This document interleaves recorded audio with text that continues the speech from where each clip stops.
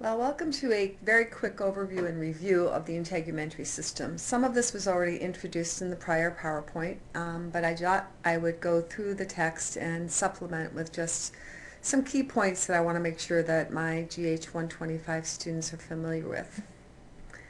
The Integumentary system consists of the skin, the hair, and the nails, and we're going to discuss a little bit about each. As we look at the structure of the skin, I want you to take note of a number of different items. I mentioned this again in the previous PowerPoint, but we're just going to review. As we look at this particular pictorial, you can see that you have different layers of the skin. If you look at this very little up and down little line here, this is the basement layer of the epidermis. And as we mentioned, that we had stratified epithelium that eventually, as it moves forward, becomes keratinized or thickened, and these cells towards the very outside are deadened. This is the epidermis from this basement point up. From here to the subcutaneous is considered the dermis. And we're going to be looking at the different structures that are actually located in the dermal tissue. When you go to give an injection, sometimes you actually give intradermal injections. Sometimes you give injections that come all the way into the subcutaneous tissue, and beneath there you would have muscle down here. Then you would give injections intramuscularly. As we look at this anatomy once again, we notice that this is a hair shaft, and that the root of that hair shaft is being supplied by both an artery and a vein, and that these are specialized cells that are actually similar to skin that then propagate and mobilize forward.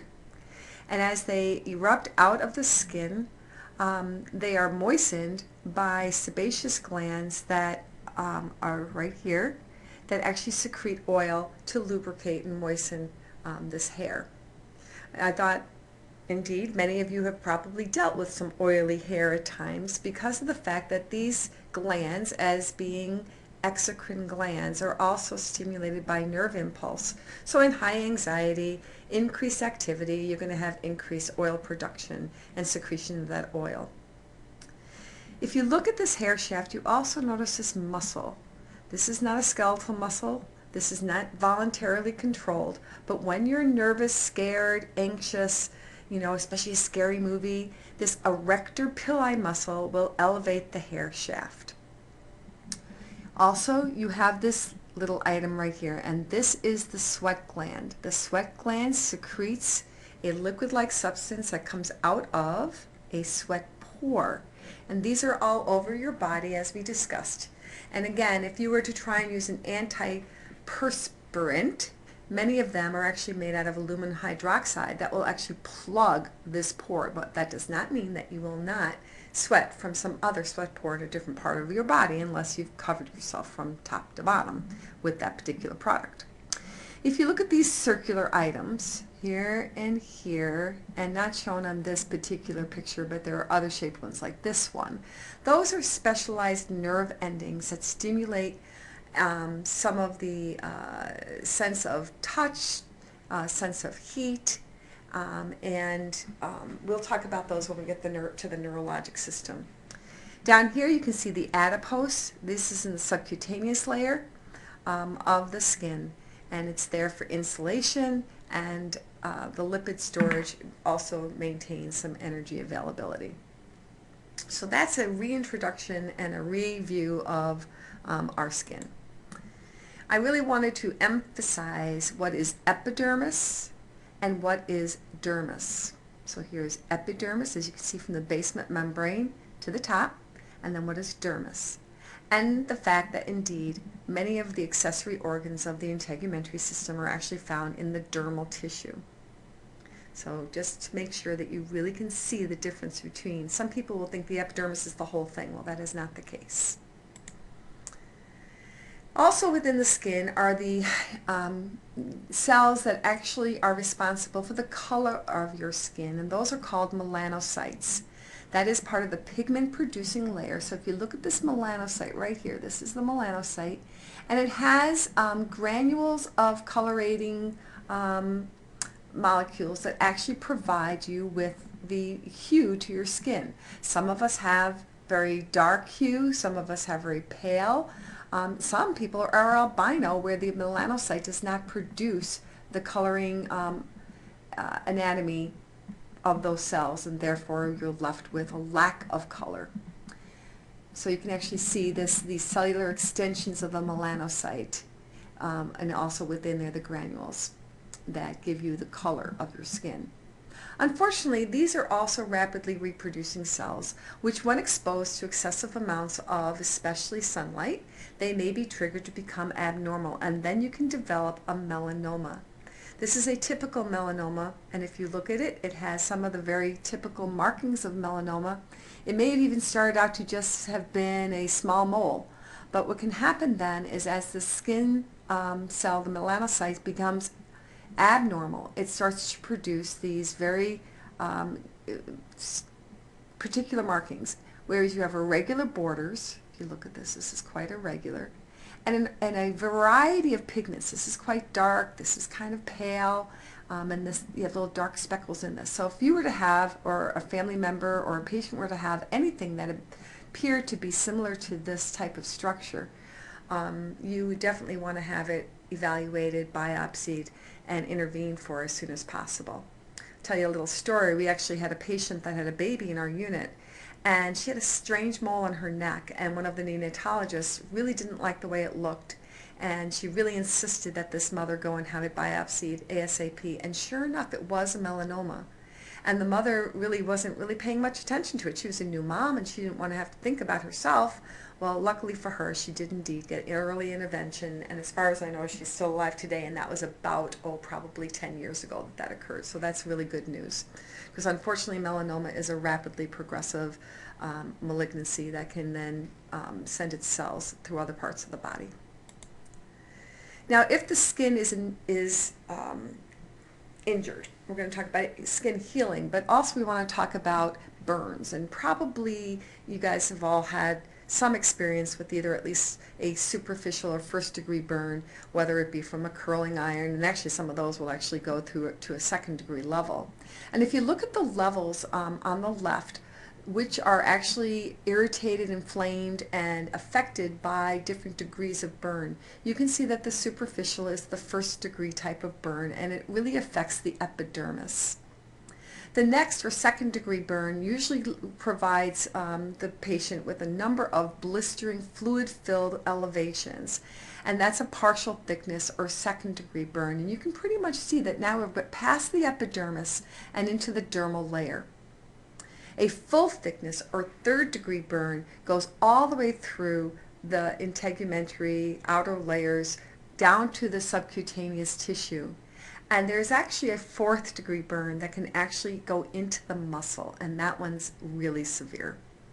Unfortunately, for skin healing and wound healing, we always heal from the bottom up, and the deeper the thickness of the burn, the longer the time period and the greater complications are developed as a result of having your biggest protector, your skin, broken.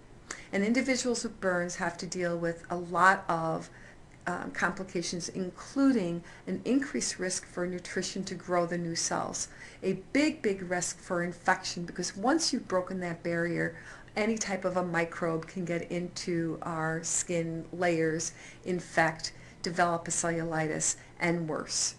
And in addition to that, because of the degree of loss of tissue, the type of scar that individuals will develop as a result of burns causes them to potentially even have severe contractures of joints and severe scarring that are disfiguring. Another part of the integumentary system is the hair follicle. And if you look at that follicle, yes indeedy, it is not in the epidermis but in the dermal tissue. And this is actually a microscopic real view, and these are actually those sebaceous glands that will then generate some oil to lubricate that hair follicle. At the root of the follicle is where you will find the vascular supply, and these cells will propagate forward, and also in here are some melanocytes that give you the color that your hair is. Now, of course, many of us alter that on a regular daily basis or a regular weekly or bi-weekly basis, and we can change the color of those dead cells by adding or stripping the color out of it. The hair follicle, although not well defined here, is kind of probably here, is also potentially elevated by that erector pili muscle in times of stress, fear, anxiety, etc. And those are controlled by our nervous system, that which we cannot control spontaneously. The next part of the integumentary system and the terms that you need to be familiar with are of the nails. Now, nails can actually represent health. Individuals who have very brittle, very dry, or abnormally shaped nails indeed can be representing some type of a stressor in either their nutrition, their lives, their psyche. If you look at your own nails and if you find any little white dots on your nails, that may have been a time that there was a stressor in your life. It may have even been a stressor such as let me remember that, but like say something like a high fever. So if you look at that nail anatomy, just like the hair follicle, just like your skin, there is kind of a root or a nail root or towards the cuticle of that nail that actually propagates the cells to move forward, develop into a nail plate and a free edge. The further you go away from those mitotically dividing cells, the more dead and keratinized that nail is. Underneath the nail is the blood supply where you find that nail bed. And you can see that little white half-moon shaped item above the root called the lunula. Many of us have nails that, we may add things to. Now, many of you probably, you women especially, might even use synthetic additions to your nails. And unfortunately, what that does is it doesn't allow for a lot of air circulation. So one of the risks of having like those fake nails is actually to develop a fungal infection underneath the nail, which is sometimes very difficult to treat. So those are the general terms of the nail, and if we look in your book, they also talk about some of the variations of the nail structures. They show you the longitudinal ridges of the light-skinned people, which are common, and some pigmented bands that are also common in dark-skinned individuals.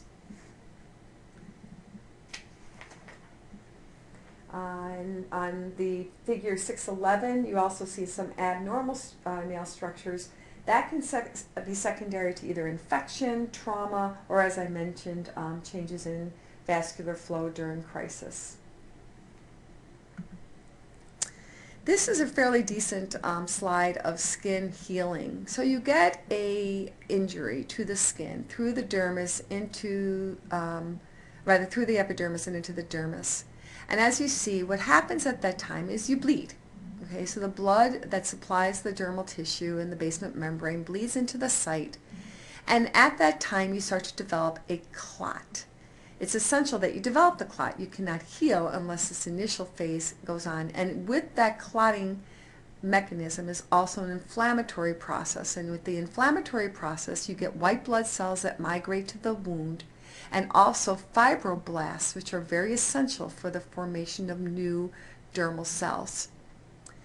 As you start to bring all those building blocks to the region, you will start to actually develop, after the fibroblasts are proliferating, freshly healed dermal tissue, at the end of which there'll be a replacement of dermis that is not like the original, and we all know it as our scar, because the tissue isn't exactly the same as the original tissue that was there. So that is, if I were to ask you the test question, tell me something about skin healing, you would tell me something about 1, a blood clot, 2, an inflammatory process including white blood cells, and then fibroblasts are the other really big important word you need to use, fibroblastic cells proliferating into the site, and then a freshly healed dermis, otherwise known as scar. That ends the overview of skin. Now in your text they also give you a very nice 2-page common skin lesion descriptor. And I do want you to go through those skin lesions and become familiar with such terms as papule, macule, vesicle, wheal, atrophy, ulcer, and fissure. So those are some of the terms in your text in that 2-page descriptor of common skin lesions I do want you to become familiar with. And that ends our overview of the skin.